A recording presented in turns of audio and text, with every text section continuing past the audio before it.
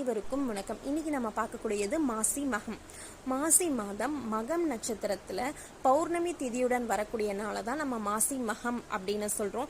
இந்த ஆண்டு பார்த்தீங்கன்னா 23ஆம் தேதி மாலை 4:55 இருந்து அடுத்த நாளான சனிக்கிழமை 24ஆம் தேதி மாலை 6:51 வரைக்கும் இந்த பௌர்ணமி திதி இருக்கு. இந்த நாள்ல பார்த்தீங்கன்னா எல்லா மக்களும் நமக்கு தெரிஞ்ச நீர்நிலைகள் மற்றும் கடலோரங்களில் போய் நீராடி வந்து இறைவனை வழிபடுவாங்க. அப்படி நீராடுறது எதுக்காகன்னு கேட்டாங்கன்னா அவங்களோட பித்ரு தோஷம் நீங்கி விடும் அப்படிங்கிற ஒரு ஐதீகமாக அவங்க ஃபாலோ பண்ணிட்டு இருக்காங்க. இந்த நாளில் பார்த்தீங்கன்னா கும்பகோணத்தில் ரொம்ப சிறப்பான பூஜைகள் நடக்கும். இந்த ஒரு நாளுக்காக 10 நாள் உற்சவ திருவிழா அங்கே நடக்கும்.